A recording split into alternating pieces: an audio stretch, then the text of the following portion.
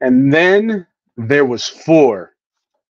What we want to see: Mahomes get ring 3, Lamar get his first, Goff's redemption and get one, or Brock Purdy get one.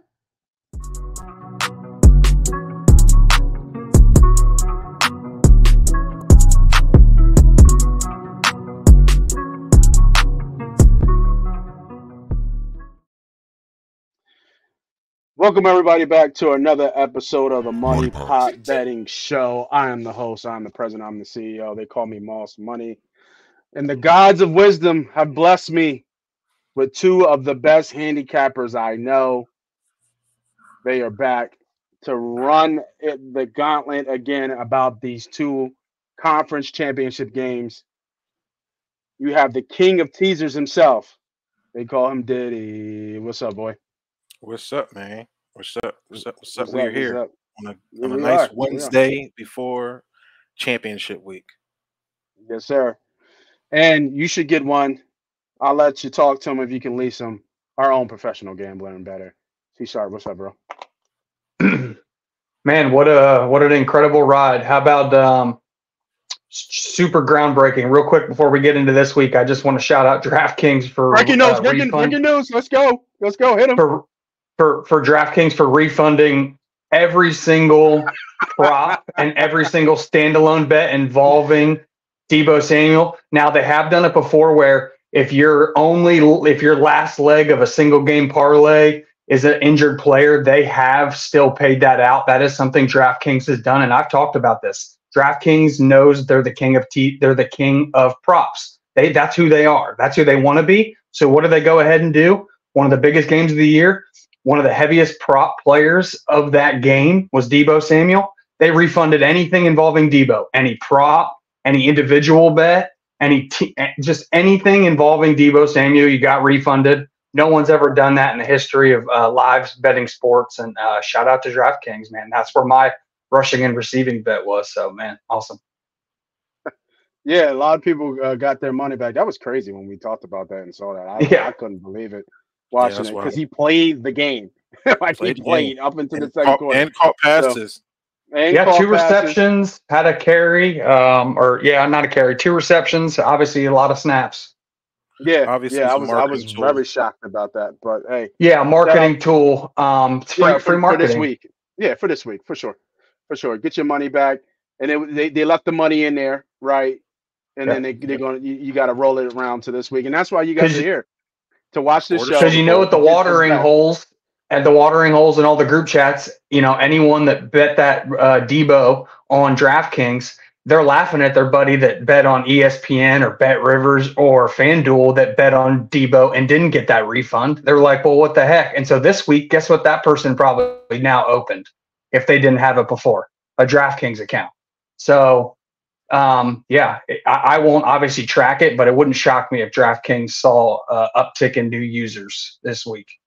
Yeah. I completely agree, and absolutely a great take on that part of what they do. But I mean, if you guys are new and you are one of those new DraftKings folks, make sure you hit that subscribe button because this is what we do each and every week. We have been on absolute fire since the playoffs started, not letting up, not slowing down. We got 2 games to go. The season's almost coming to a close. We got more content coming to you on the channel. So like I said, make sure you hit that subscribe button if you're new to the channel. And if you're not new to the channel, you already know what to do. Hit that like, drop in MoneyPot in the comments, and we appreciate all the support that we get from each and every one of you guys. All right, you talked about it already. Let's hit them with DraftKings. Why not? Why not show some love to DraftKings? Gave all that money back. And sorry, DraftKings, we're going to come and take some more money from you this week. So we have the games left and how I opened it up before. We're looking at the storylines already building up with these quarterbacks. For the first game at 3 o'clock, KC Chiefs versus Baltimore, -3.5. Total is 45.5, -185. The big nugget of this game, or the big news of this game that I just dropped, Mark Andrews is playing in this game. He's cleared to play. How effective he is, who knows with that ankle injury. but I highly doubt or have any reason of why he wouldn't be a part of this game plan. It's going to be all hands on deck. These teams already played. It was a thriller.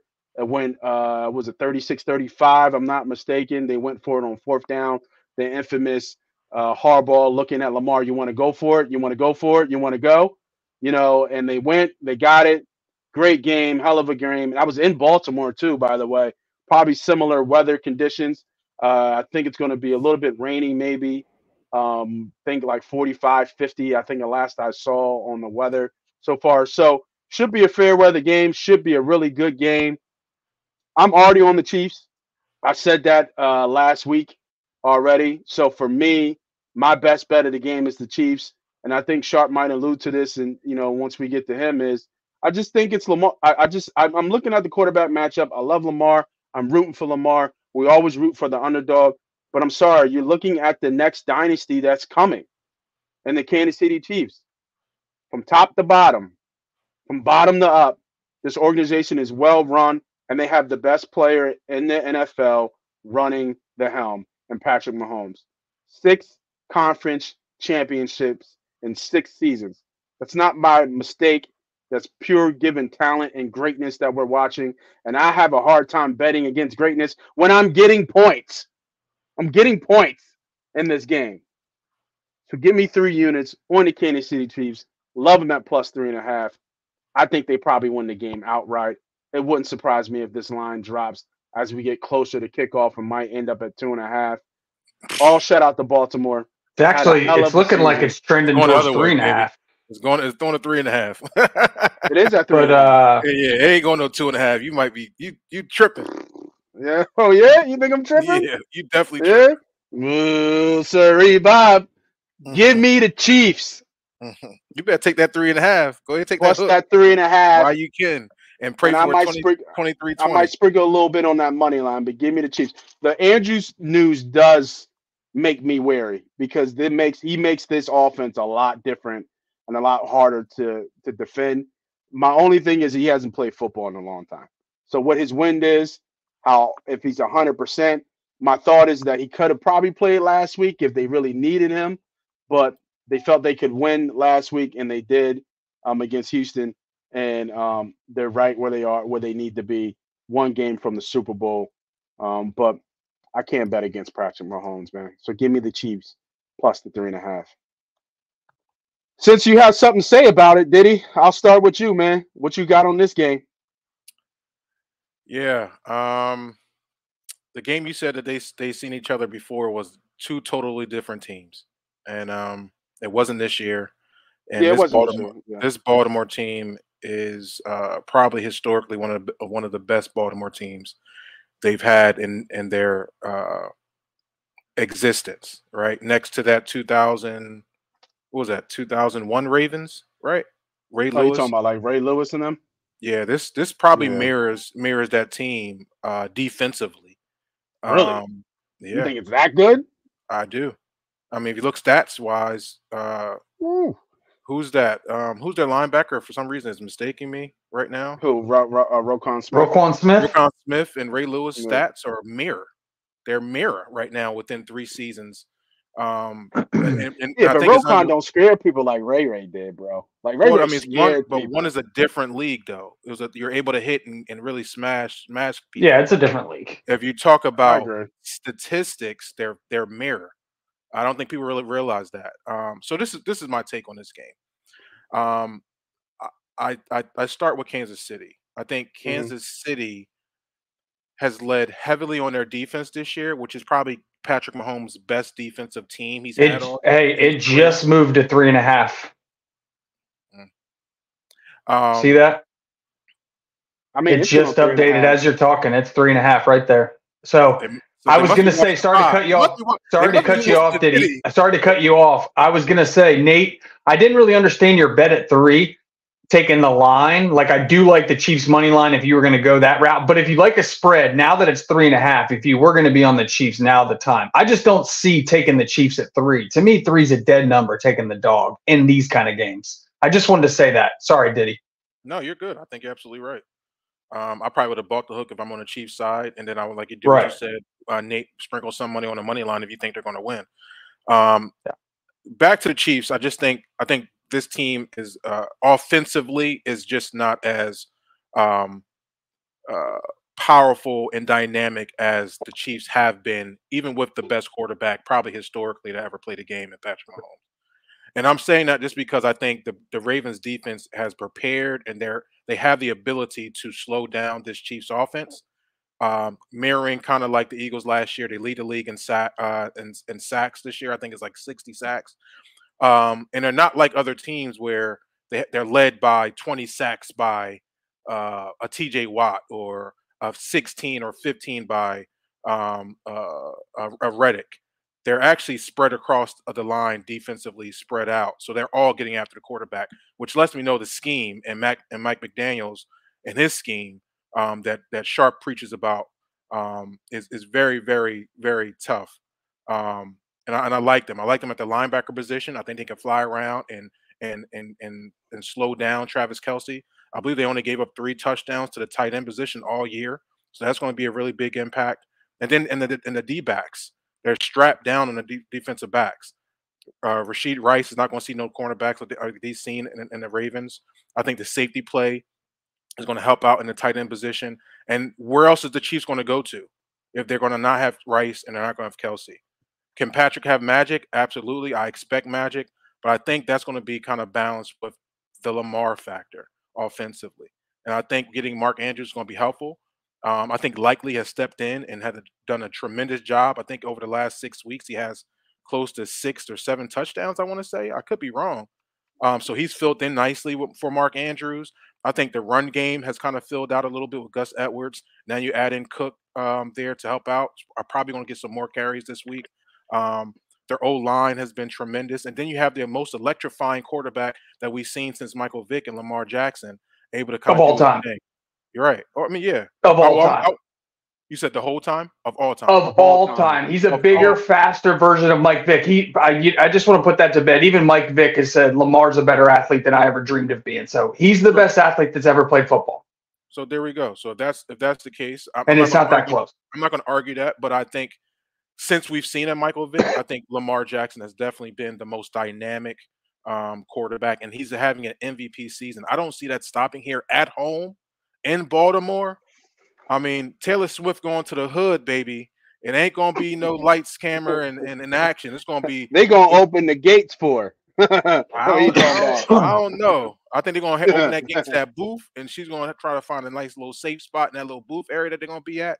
But all that rah-rah that she was doing in Buffalo and Jason Kelce jumping out the window, that ain't happening in Baltimore. Believe that.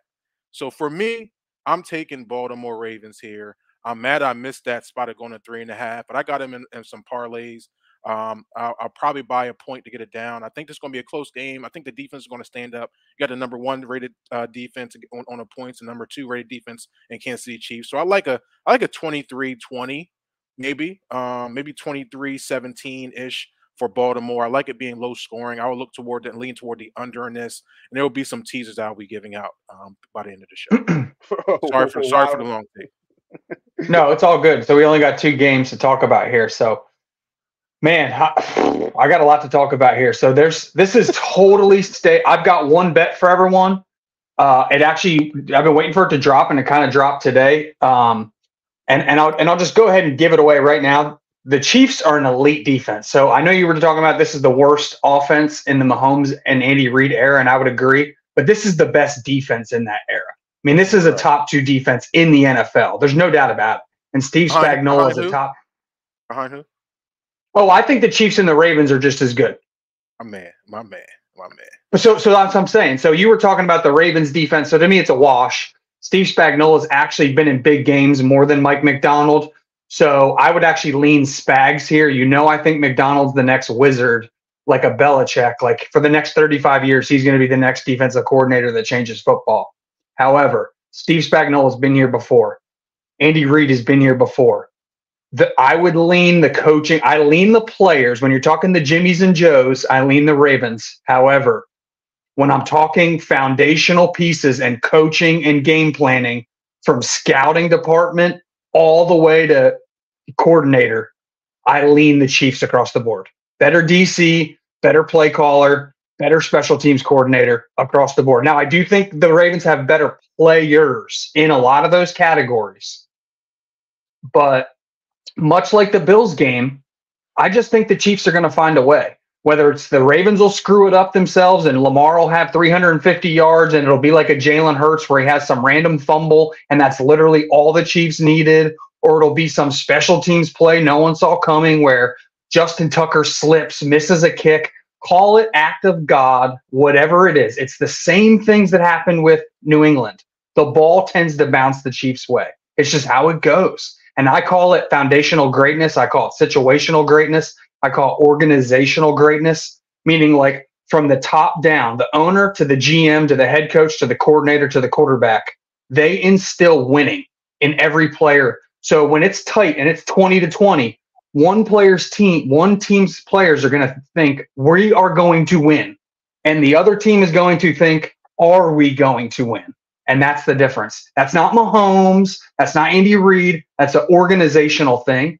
And to me, I really think the Ravens could win this game, but I think they're going to find a way to screw it up. I don't know how, but I think the Chiefs are going to win this game. I'm not putting a single dollar on it because I think the handicap, like everything's where it should be here. At 3.5, I might lean the Chiefs because the hook doesn't make sense to me. Baltimore, to me, is only 2-point home advantage. It's not a Detroit Lions. It's not a Kansas City Chiefs. It's not a top 5 loud stadium. It's a mid-tier. It's like an Eagles. It's a good home field advantage. It's not an elite home field advantage. So to me, it's not like a 3-point home field advantage. It's only 2. And when you factor in Andy Reid and Mahomes on the road, they win anywhere. So really, it's like a 1-point home field advantage. So I really think the line should probably be 2. So I lean the Chiefs on the spread, but I just can't put my money on it because here's the thing, and here's the bet I do like. The Chiefs are bottom 5 in defending QBs who run all year. They struggle at it, and it's because they've had massive injuries at the linebacker position. And guess who missed the Bills game with a neck injury? And guess who's not playing the Baltimore game? Willie Gay. And they're already without Nick Bolton, their best cover linebacker and tackling linebacker. Now they're without their second best linebacker. Bro, they're in trouble. Your 2 best spy linebackers are now not going to be there versus Lamar. Put whatever amount of uncomfortable money you want. Lamar is going to destroy his rushing prop. He'll go for over 70, maybe at halftime. Rushing. So I didn't hear that about Bolton. Bolton's out? What? I didn't hear that about Bolton, the linebacker. Nick Bolton's been on IR. He played last week. I mean, Willie Gay is out, and he's their spy. Nick Bolton's their downhill guy. He's not their spy. That's what I'm saying. They don't have their secondary linebacker that spy. So how's Nick Bolton going to spy Lamar Jackson running 4.6? No, I get that part. I'm just saying Bolton's playing though. That's what I meant. I misspoke. Okay. I meant they're going to have to rely on Nick Bolton to spy Lamar Jackson, and that's just. Like, okay. I don't know how else to say it, guy. That's a 4.3 quarterback on a 4.6 linebacker. That's night termite. Yeah. And I completely agree. I was going to add that. That was going to be, a nice little bet here. I think Lamar at 64.5 is too low as well. I don't think that Baltimore outside of Lamar is going to have a lot of success running the ball. I think we saw last week Hill had some juice last week. Texans kind of fell off from a rushing defense standpoint. But I think you all guys echoed it with KC, is that this is the best defense that we've probably seen in this era on this KC side. So I'm with you on that. I will be taking Lamar Jackson over his 64.5 rushing prime. Yeah. He probably gets that at half, to be honest. And then Spags will adjust, right? In my opinion, they're going to allow Lamar to run. It's when Lamar is cruising as a passer that Baltimore is like an avalanche. Like Lamar's always going to run, right? Young Lamar was running and couldn't really pass, and they were good, but not devastating. When Lamar is passing, setting up his run, I know that's kind of counterintuitive, but for him, that's actually how it works. Like when your linebackers have to respect dropping at depth because Andrews and Likely are streaking open and he's accurate, which his passing game has improved so much. And that's why he's become a true he was a dynamic runner for a long time, and now he's just a true Hall of Fame quarterback, kind of like a Steve Young. And I just don't know, man. I really don't know that they're going to be able to stop him. I don't know. I don't know how Nick Bolton can be in two places at once now that Willie Gay is out. And yes, Drew Tranquil's good, but he's like a 4-6 guy too. So how are 2 4-6 guys going to stop Lamar and stop Mark Andrews? Like, that's why I want to bet the Ravens here. I just can't. Like something, it's like last week. I wanted to take the Bills, but I just cannot bet against the best organization in football, and I'm just not going to do it here. Yeah, no, I get it. What you're trying to say is scared money. I get it. I like that. Yeah, no, it is. It is. That's why I'll just bet on Lamar to have a good individual game. That way, whatever happens, happens. I don't really care. Yes, sir. I like to add two more nuggets here, and one of my nuggets I'm gonna do a live bet here because I just seen Isaiah Pacheco's rushing because I didn't see it yet. That's what I was looking and searching for. 65.5. I will be smacking the under in that. I think last week we did the same, and we were money with that play. I believe we had, or was the week before? It was Kerryon Williams, I believe, versus the Detroit Lions. Yeah, that was versus Detroit, though. You're taking Pacheco under versus the Ravens. Yes, that will be. Okay. That is what I said. I will be taking Isaiah Pacheco's under.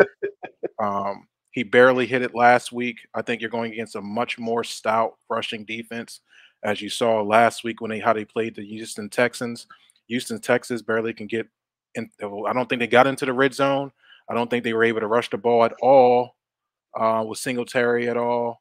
I think this will continue into this week. I think they're going to stop the run, stop the bleeding with the run, and they'll be able to get after Patrick Mahomes this week. I think the record for Patrick Mahomes being sacked over 3 times is not good. I think it's like he's 1 for 4 or something like that. And the last nugget I want to tell you is Andy Reid. As great as Andy Reid is, and salute, I think Andy Reid is one of the greatest coaches of all time. I know Sharp is really big on the coach and the quarterback duo. Respect, I think that's great. I think that's 100% why quarterbacks and teams are successful, when they have their quarterback and when they have a great coach. But Andy Reid in championship games records is not good. If we're going to look at trends, he's 3-6 in that category. He's been there a lot of times with the Eagles. We went one time. He's been there with the Chiefs. He's batting 500. I want to put one more last stat up. I think away championship games for Andy Reid, I'm not sure if he's won one. He's haven't had a lot of chances to have to be there on away time because he's at home field. But I think the away championship game, I don't think he's won a game. Or maybe one game with the Eagles. I could be wrong when we went to the Super Bowl. But for the Chiefs, he's always had home field advantage. No, we had Minnesota at home. Yeah. You're talking about McNabb against was it the Bucks? Yeah, but I thought we had Minnesota at home. No, that's with Peterson. Atlanta. We had Atlanta at home. We had Atlanta at home. We had Atlanta at home. Yeah. So I think I'm not sure if he's been on the road. But he hasn't been on the road. This is going to be this is new for him, and he's already trending in the championship games, which is one game, right? It's not a huge number, but I just want to let everybody know that hey, the trend in Andy Reid in championship games are not high. With the Chiefs, he's 500, and that's his best team with the best quarterback for me of all time. And I think now you're going to road to Baltimore. I think it's going to be a huge factor. You have 7 days to prepare. If this was a bye week, my mind would be more on the Chiefs. But I just think Baltimore is just a hotter team. Obviously, Nate, you're on the other side. You're getting the hook there now, so that's a safer bet than your 3.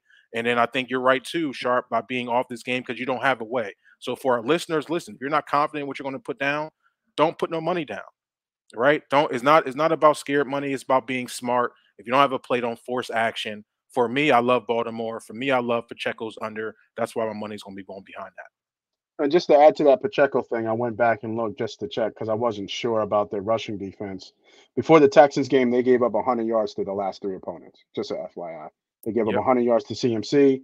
They gave 100 yards to Anshin, and they gave up 100 yards to Harris. So just be wary about that bet. When you do a little bit more deeper. Just a FYI. Yeah. I want to say one thing too. I know I feel like that we're kind of the show that points this out a lot, man. Like I know they won't let you parlay kicker, but like I would smack both these kickers to go over 1.5 kicks, especially Butker. Like if you think basically how I always look at these games, and this is like the 10th time I've said it, and I've been tracking it, and it's 6-3 in the 9 I've said it. Whoever you think wins this game, these are the kind of games where field goals, tend to lead to the under. I lean the under, but I think it's too sharp to bet. Like, I could see this game being 23-23 going to overtime and something. So I think the total's too close to bet. But man, whatever team you think wins this game, in my opinion, that kicker's hitting 2 field goals. So just kind of tack on a little extra money with whatever side you're thinking. Go with that kicker. Like, if the Ravens win, in my opinion, these 2 defenses are too good for either offense to just be like touchdown, touchdown, touchdown. Like, it's going to, like, these offenses are going to stall in the red zone just because of a situational coordination between the defense and just how good they are. So I don't think this is like a 28-28 type game. I think this is like a grinded out, like you're saying, 20-20 game, which is just 2 field goals. And I mean, both are sitting at 1.5. And it's kind of crazy too. Just to kind of loop it up before we go to the next game, I'm looking back at some of the older games. Patrick Mahomes has feasted on the Ravens. Now I get the McDonald thing. Yeah, I would stay away from that. Will be fresh. This is a totally new scheme that is inverted, that is built to stop the pass. But Ravens defense has always been tough. Right, like let's not. To me, this would be a game where you definitely fade Travis Kelce. Like, you smash him against the Bills, but he is not getting open versus Kyle Hamilton. You can take that to the bank. Kyle Hamilton will be in his ass. You can talk, but we're talking about Mahomes and just the organizations versus the organizations over the history, right? Yeah, but Mahomes is 3. I mean, the Ravens are a really good organization, though. That's why, to me, this is like and I've always said this. This is going to kill Eagles fans. The Ravens are who the Eagles have always desperately wanted to be. They are a slightly better run organization than the Eagles because their owner doesn't meddle as much as ours. And I know no one wants to hear that. And that is the root of a lot of the Eagles' problems, where it's turning and burning coaches and coordinators and QBs. That is an owner thing. I'm just telling you that right now. We want to be the Ravens. So the Ravens are a really good organization you can trust. They do things the right way, top to bottom. And I get all that, but what I'm talking about right now is that Mahomes' numbers against the Ravens is ridiculous. Almost 1,500 yards, 12 touchdowns, and 2 picks in 4 games, and he's lost once. And it was how many games? It was 4. And how many of those games are with Tyreek Hill? 3. That's a game. That's right there. Right there's a game changer. They don't have a Tyreek Hill to have to worry about. Yeah, but he's averaged over 350-something yards without Tyreek. You know what I'm saying? Like, what do you mean? Like, it's not like is it? Did I say 3 or 4? What? You said 3. 3 of those games he had Tyreek Hill. I'm just arguing that I think the dynamic of where we got to adjust and who our eyes got to be on as a defense is Travis Kelce and Tyreek Hill, 2 Hall of Fame players. Now it's Rashee Rice and Travis Kelce. That's all. There's no Tyreek Hill. Honestly, to be fair, and this is just dead ass what the tape showed. MVS was better than Stephon Diggs in that game. He got open more. 100%. I'm not worried about fucking. Okay, well, I'm just telling you. So put that out there. MVS is reliable. You can rely on MV. You can rely on Mike. You can rely on MVS to get open in this game. I'm telling you that right now. And Mahomes will rely on. He ain't Tyreek. I'll tell you that one. So we're not. Well, he's not Tyreek, but he's at least Stephon Diggs. That's the point. I think this is where we're going back. He's at least Stephon Diggs good. Tyreek. Steph's not Tyreek. So what I'm saying by that is that I think right. No, I get what you're saying. The caliber of player that he had, that's huge. Is different. But I don't think you can factor in anything about those previous matchups.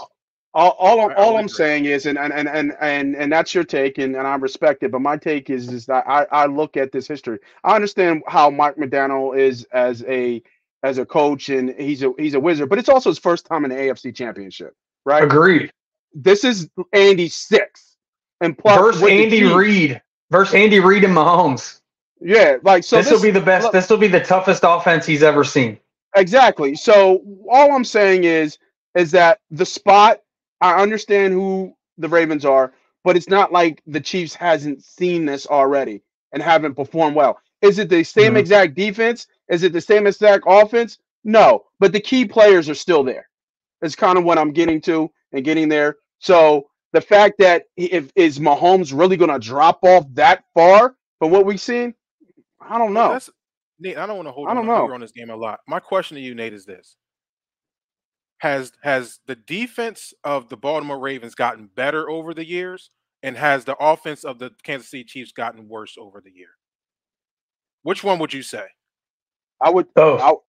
I would say lean more the Ravens because the Chiefs won a Super Bowl without Tyreek Hill. Right, and they're number one, so they're the number one defense. Do we agree? Correct. The Ravens, yeah, of course, yeah. All right, so they There's got the no number one question. defense, meaning they've gotten better, they gotten stronger, they got a better defensive coordinator, and then we're looking at a Patrick Mahomes, magical man. Patrick to me is going to be the best quarterback to ever play the game, Agreed. but his team offensively has declined from those teams of history. We can agree to that too. No doubt. That's what happens when you pay your quarterback. When your quarterback starts making 20% of the cap, people got to go. Whatever the reason is, we're saying that the team is not as the offense is not as explosive as it. That's the natural progression of an NFL team. That's tough. That's tough to me because they won the Super Bowl last year. Being a defensive led team, they still won. Yeah, I agree. That's right. Their organization. Their organization's great. I don't, but I get that part. But what I'm saying, the major difference between last year's Chiefs and this year's Chiefs is the O-line. Last year they got adequate tackle. This year they are one of the worst sets of tackles. So I will say this, and the Bills just couldn't get to Mahomes, and I don't know how. It's not like the Chiefs have a good O-line, and now Joe Tooney's hurt. So their best interior lineman, their best guard is now going to miss this game versus the Ravens. He injured his pec. He's not practicing. He has zero chance of playing. So now they've got a backup guard. So this is the best deal. Like, that's what I'm saying. Like, I really want to bet the Ravens here. Go ahead. Everything's saying bet the Ravens, but I just am not going to do it. I'm not going to do it. Don't listen to this guy over here, man. But I'm also not betting on the Chiefs. I can't trust the Chiefs in this situation either. But to finish the take is what I'm saying is I get what you're saying, Diddy, and I fully do. But I can't say that this offense got worse when they won a Super Bowl last year. You just trust. But that's last year. That's not this year. He loves Mahomes. He just can't get off the Mahomes. I get it. I get it. And I get it. Yeah, why get it? Why would he attaches winning to QBs, and I get it. A lot of people do. We saw him lose the most dynamic receiver we've seen in this league. Literally, Sonic the Hedgehog out there playing football, and he still won. Yep. And he still came back on a bum ankle. Whatever they put in that ankle, I don't care. He came back and they were down 10. Yeah. And they still won. And not even that, he had a hell of outside of Jalen Hurts, who it might have been outside of Brady, might have been one of the greatest individual performance I've ever seen. Mahomes was right there with him with nobodies, the Sky Moores, the Kadarius Tonys, nobodies. And he still put up numbers. So when you sit here and tell me that he doesn't have, he had who? Yeah, Juju who killed us. Juju killed us. Juju? Come on, bro. The Juju really killed us. We've argued enough on the chat. We're not going to do this. I will say the last thing I'm going to say is I agree with both your points. This as the sharp better in the group, I just can't touch this game. I like both of your handicaps. I'm going to let you guys duke it out and just hope Lamar hits his rushing prop. I probably will.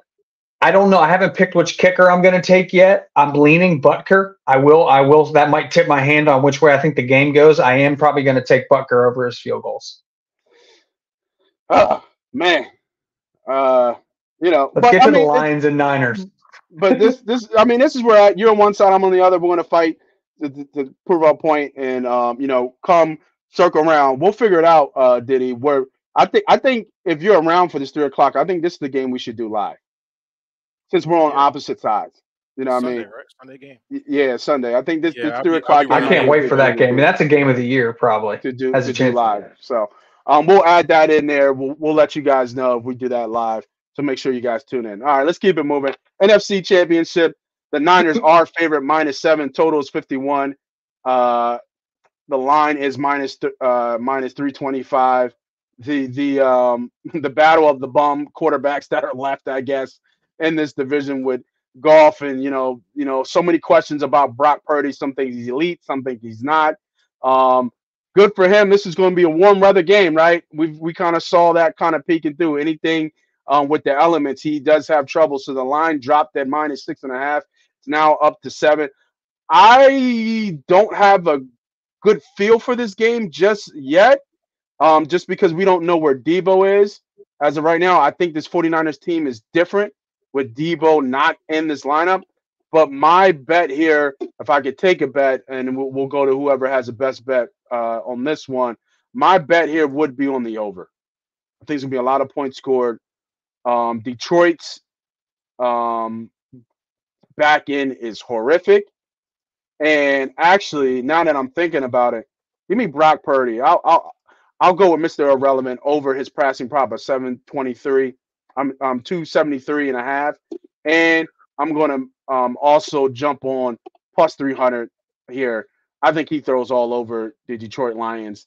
I don't think they run on them. I think this was a Diddy take from before of how good that front is from the Detroit Lions in terms of stopping the run. I know CMC might be matchup proof, but I think there's going to be just so much openings from a passing standpoint. I went back and looked 4 games. I think the last 3 or 4 games, QBs average over 315 yards passing against the Detroit Lions. So I like the over. I like the alternate passing. I might even put it in a same game parlay. Do 48 and maybe 250 and see if I can get a little bit more money at that 2-1. But give me the over. Give me Brock Purdy over his passing prop in this game, but I don't have a side. I'll go with you, Sharp, since I started with Diddy before. What do you got on this game? I think the line's a little inflated. I personally, my handicap is 5. I think you made a good point about Brock Purdy. I think we've seen enough now that, Brock Purdy's kind of a Jimmy G, right? Like, that's who Kyle Shanahan likes. He's a Matt Ryan. He's a Jimmy G, right? And this term's been thrown around. Kyle Shanahan likes to play Madden in real life. He literally wants to call the play and have the QB run the play. Don't call any audibles. Call the play as it was designed and go through the progressions exactly it was designed. That's what he wants. And he wants to like set up play after play after play. And like he basically plays the offense. That's how he is. That's why he doesn't like QBs who ad-lib. People think like, oh, Mahomes, Lamar, Fields, these guys would be terrible in his system because he would freak out that they're like, no, I see somebody else. I'm going to skip my second read and just go right to my third because I like that matchup. He would freak out. Purdy does exactly what he's told. And we've seen that how important Deebo Samuel's scheme is to Kyle Shanahan. Kyle Shanahan is the one thing the problem with his scheme is his passing game is not independent of his running game. Unlike Andy Reid or a Sean McVay, they have developed a passing game that can operate independently of its running game, meaning if a defense sells out and takes away the run, their offense can just operate as a drop back 40 times, spray it all over the yard and still be successful. That is not Kyle Shanahan's offense. His offense is totally predicated on the ability to run on first down, show different looks out of that same run unit, and then work play action off it. And Deebo Samuel's jet sweep action off Christian McCaffrey's guard tackle duo pull counter the other way, like that is their offense. And if you take that Deebo jet sweep away, man, I hate to say like San Francisco's offense is kind of a house of cards when you have that much talent, but it kind of is. And I just think the Lions can keep up with them offensively. Like the Lions are one of those teams that can pass independent of the run and they can run independent of the pass. So if you take one away, they can morph into another team, right? They can be a power running team with the two-headed running backs, or Goff has proven if you keep him clean, which Detroit's proven they have the best offensive line in the NFL this year, based on his sack rate numbers, pressure rate numbers, and his inability to make guys miss. So you know he's not making rushers miss. He's either getting sacked or it's clean pocket. And he's seeing a clean pocket. So, man, I actually lean Detroit here. I don't want to – I just have a tough time pulling the trigger here. But I will say one of my best bets in this game for sure is Aiden Hutchinson over 0.75. That dude, we've been talking about it. He was on my our preseason show. I talked about how I think he's like one of the next great pass rushers. Remember, I said like he's going to be one of those guys that has 20 sacks in his career in a season. And San Francisco's right tackle stinks. And I'm not saying like it's adequate. I'm talking the dude stinks. And Aiden Hutchinson is going to make that guy miss 6 or 7 times. Yes, Brock Purdy occasionally can make guys miss, but we've already seen it with Hassan Reddick, how sometimes Kyle Shanahan can get stuck in his ways and will block a good pass rusher with a tight end just because his scheme and the play needs it to happen that way. And so I just think Aiden Hutchinson at one point in this game is absolutely going to destroy Brock Purdy. I wasn't expecting the sack call. I do agree with you on the Detroit's defensive line, even though they're hurt. That center got banged up pretty good with that knee injury. Finished it off like a warrior, and I think the guard got hurt too. But they'll be full go for this game. There's no way they're not going to play this game. Diddy, I'll move over to you, man. I know you've been a big fan of Detroit the whole way here. Are you siding with the same side with Sharp, or you got a different bet? Yeah, man. Like I said, we can go back to the archives. I've been on Detroit for the past I don't want to say now 3rd season now. Since that opening game against the Eagles when we played them a couple years back, I thought that the Lions were on that turn of possibly being a good team. They kind of surpassed my imagination of them possibly being able to go into the Super Bowl within that time frame. But I agree with Sharp. I think the line is a little inflated. I was thinking it was dropped down to about 6.5. I think it did for a second. Now it's back up to 7. Yep. For some reason, I just think the Lions will be able to fight against this San Fran team, and I think they'll be able to keep it close. So I lean Detroit. I haven't made a call yet on that. I got to wait a little bit closer to kick off. It's supposed to be a nice sunny day out there, 70-degree weather. So it shouldn't be no impact as far as any type of Could be a Brock Purdy day for sure. If Debo's playing and it's sunny, man, that's the thing that scares me.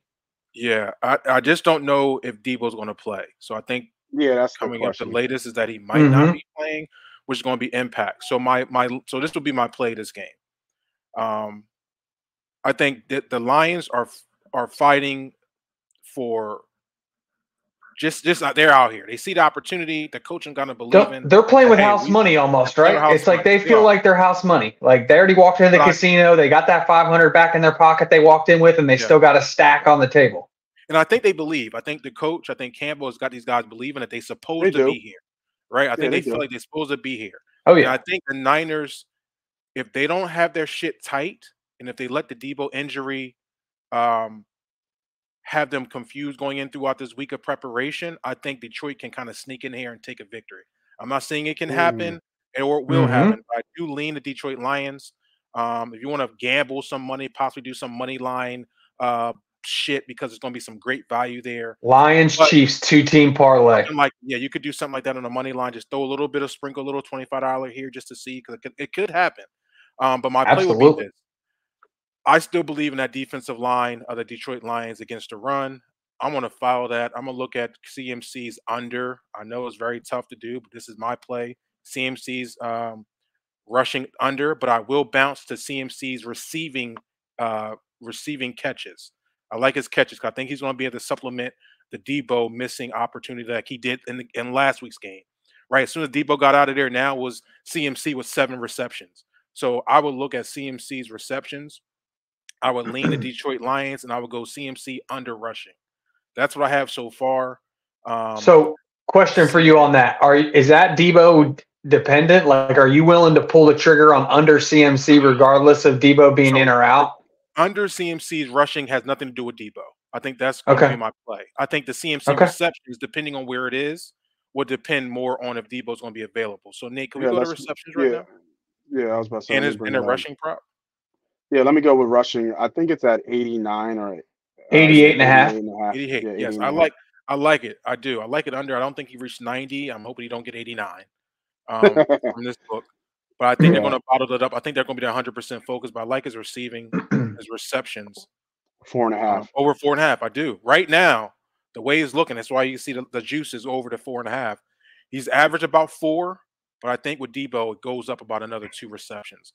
So this will be dependent on if Debo's available. But if Debo's available, I mean, that shoulder injury is only going to take 1 hit from those guys. True.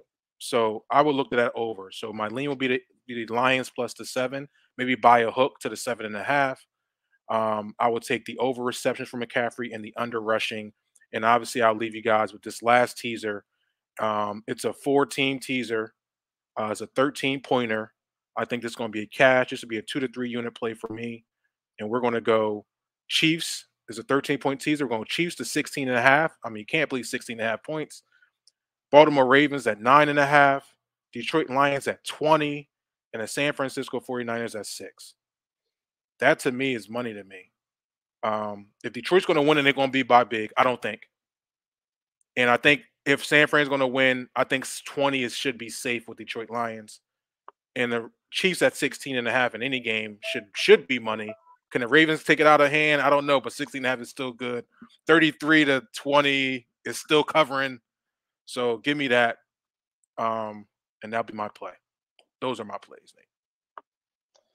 Yeah, I mean, I like it. I think the only thing that concerns me is kind of what one of my handicap is that, that Detroit Lions secondary is just so leaky. Ayuk should have success. CMC out the backfield should have some success. Kittle should have some success. So that's the only thing that kind of concerns me. I think even if Debo's out there, I don't think he's going to be used. I think he's going to be a decoy, to be honest. I think he'll be able to run at least. Yeah. Maybe block a little bit, but I mean, from what we saw, what we heard, that shoulder is a 2 to 3 game injury, from what they're saying.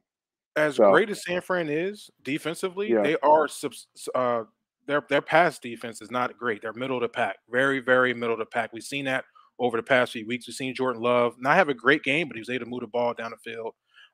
And we know Detroit can throw the ball. So St. Brown, Lepore getting yeah, another week I'm out. You know what I yep, mean? Like you got guys that are going to be able to catch the ball and move the ball against this 49ers defense. And I think this is going to kind of remind me of like the Cowboys game. I think this is going to be very, very close to the Cowboys game. That's why I love that teaser. That's why I love leaning Detroit in a 7 and buying the half a point to get to 7.5. I think it's going to be very similar to that. But I do think 49ers do take it to the next level to get into the Super Bowl. But I wouldn't be surprised if the Lions roar for my guys out there. oh man, But so bad. what a successful Okay. season for the Detroit Lions, man. Yeah, it has been. I do want to say that that little two-way money line parlay that's plus 815 for anyone out there. I think that is an unbelievable sprinkle on something 2 live dogs. If you take the Lions and the Chiefs money line 2 to 1 parlay, place plus 815 on DraftKings. I mean, maybe throw a little quarter unit on it, half unit. Yeah, to me, it's worth it. That's a good little roll of the dice there. If you're looking for value. Yeah, no, I agree. I think all the bets, all the takes were all spot on, and we'll see how this thing dice up for the Super Bowl coming up. We already know the Super Bowl theory with the colors. So if you go by the Oh colors, yeah. that's supposed to Baltimore and San Fran and a Purple rematch. and gold, I guess. Yeah, Purple and red gold. yeah, But hey, they might yeah. want to. They might want to Eminem versus Taylor Swift Super Bowl. You never know. Yeah, I didn't even think Do you about remember that. Celebrity Deathmatch? Remember that show That on was great. Cartoon Network or MTV? Yeah, That was TV, crazy. That would be hilarious. Eminem versus Taylor Swift, Celebrity Deathmatch. that would be yeah. funny. That would be funny. So those are Um, the picks of the show. I know we wanted to talk a little bit about what else is going on in sports. Before I go to Sharp, you had something? no, I didn't know if Diddy was getting out of here or not. Yeah, I got about 5. Got about 5 minutes. Yeah, All okay. right, all right, all right. So we wanted to talk real quick about what just happened in Philadelphia in the 76ers. Joel Embiid, at least for me, outside of maybe Mike, I saw in the playoffs. I didn't get to see Kobe's 81, but what I saw from Joel Embiid, for me, is a top 3 greatest performance I've ever seen in my life. For somebody 7'2" to score 70 and by only taking 2 threes. Now I know it was such a mismatch, but he could not miss the offense. The drive, the pull up, the mid range, even the passing, everything was clicking. That performance made me believe that this team can get past the second round, and it's not just because of him. There was a stat that I saw that came out. I know he's missed 10 games, but in the 30 games that he's played, he sat 11 of those games in the fourth quarter. So he's really only played 20 games 38 straight minutes. from quarter one and quarter four. So he's fresh, keep that knee swelling down. And I never thought that the last year Doc Rivers, and shout out to Doc, he did get hired as the Bucks head coach. I never thought Doc Rivers last year was on Doc. I thought that was more on the players. But the way Nick Nurse has his team playing and the depth that we have right now, man, they're going to be a tough out. They're going to be a tough out for anybody. I hate to see Boston again in Boston because I don't think Boston's lost in Boston at all this year yet. But if any team was going to do it this year, I think this is the team to go. The floor is on you. I know, Diddy, you have a short time here, so I'll let you go first. I mean, talk to me about what you see from this Sixers team so far. I mean, more and more, I'm getting amazed by Embiid because what can he do offensively is remarkable. I mean, you can put him as a hybrid of some of the greatest of all time. Obviously, just had a historical night, 70, beating Wilt as a Sixer, not as a Warrior. Wilt as a Sixer, because people confused that Wilt did have 100 as a Warrior, as a Philadelphia Warrior, up in Hershey, but. Man, Embiid, man, I think the sky's the limit. I think Maxey, I think you got enough dogs. I think we've talked about this for years, Nate. We never really had dogs in our team. I think we got dogs in our team this year. Yeah, PJ Tucker was that one only lonely soul, brought the energy, but he started getting old, right? He started not that extra effort that he had in previous teams that he was with. Kind of fell off a little bit, but now you got Patrick Beverley, you got one of the Morris twins here. You got some accountable guys that are coming in and challenging at practice, challenging young Maxey. And platoons are challenging these young guys that are elevating their game, and this is what you're seeing. You're seeing Maxey elevate his game. You're seeing Embiid's game continue to elevate. These are the veterans, the dogs that are pushing these guys forward, and so I do really, really love this team of the 76ers. I don't even want to talk about playoffs right now because I'm going to month to month to see how healthy we can be moving into that time frame. Yeah. And I just want to see where their head is as they continue on. So I'm not going to talk about playoffs and what I hope and wish. Can this team possibly make a good run? I do believe they can have a run. They should. I think Nick Nurse has got these guys playing well. But I'm just going to stick to what we just saw this week. I think is one of the craziest things we've ever seen. Only 2 3s shot. These are all buckets he got and earned. He wasn't forcing it. It was within the game. And you look at the other page real quick with Karl Anthony Towns trying to force points. They said that they were on the sideline looking at their phones, trying to compete with Embiid in a whole nother game. And he's over there he was forcing action. Bro, stay in your lane. Embiid's on a different tier. And it's to you, man. I'm happy with what I'm seeing. Yeah. Sharp, take us home. Yeah, the 70 points, I did watch the game. Embiid, they were forcing offense to him too. I mean, it looked to me like damn, he just killed Toronto. It looked to me like the Spurs also intentionally fouled him a few times to send him to the line to see how many points he could get. Like they were just like, yeah, because I watched the game. Listen. There's multiple times you can watch where him and Jeremy Sochan, while the Spurs are shooting, him and Sochan are talking to each other, like chirping about da-da-da-da something. And then the very next play, Sochan runs into Embiid, and Embiid goes to the free throw line for 2 more free throws. So there was a little bit of, but again, it all happens when Russell Westbrook got his triple-double. Centers were getting out of the way so he could grab a couple rebounds. It happens. Toronto Raptors played 0 defense when Kobe lit them up. I will say I don't get tied into the 70 points that much. Just remember, Donovan Mitchell did it. Damian Lillard did it. Like 70 points kind of happens a lot in the NBA now. It's happened 3 times in the last. To me, it doesn't matter. Center, guard, it's whoever does it. David Robinson scored 80 before in the NBA. Wilt scored 100. We've seen it from big guys. My point is this: with this, you named 2 people over 75 years. He's only scored 71 points. David Robinson? That's what I meant. I don't know why I said 81. I meant 71. But I'm saying we've seen it from centers. 1994. But okay, and I'm okay. That's okay. I was 10. But remember last year, I turned 40 next week. But remember, last year we saw 270-point games. So there's not as much defense in today's era. So I don't get caught up in the 70 points and what it means in history. 70 points scored in the 90s would mean a whole lot more than 70 points scored today. There's no doubt about it. Possessions are up, defense is down. So I don't get tied into that. I will say this. The biggest thing I noticed this year with Embiid, and the biggest thing we needed is Nick Nurse, and it's not, to me, it's not the veterans we have, the Nick Batum's talking to people, because he's kind of a whatever guy. He hasn't been like a rah-rah guy wherever he's gone, so I don't think it's him. What Nick Nurse does, and what he's always done, he's a Rick Pitino. This dude is hell-bent on conditioning. He is the first coach to look at Embiid in his face and say, "You're fat. You're lazy. You need to eat better and work." And he did. This is the first coach that got into Embiid's ass. Embiid lost like 12 pounds this offseason. We don't see him on the ground nearly as much. He doesn't grab his knees nearly as much. This is the best shape the Sixers team has ever been.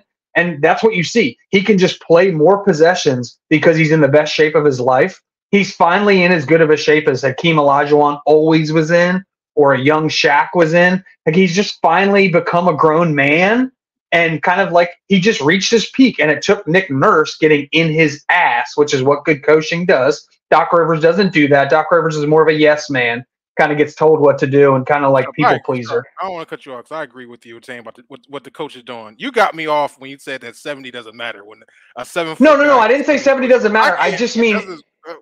Well, I'm saying we saw it twice last year, though. Remember, it happens kind of frequently, and I'd be willing to bet next year we'll see another 70. I'd be stunned if we didn't.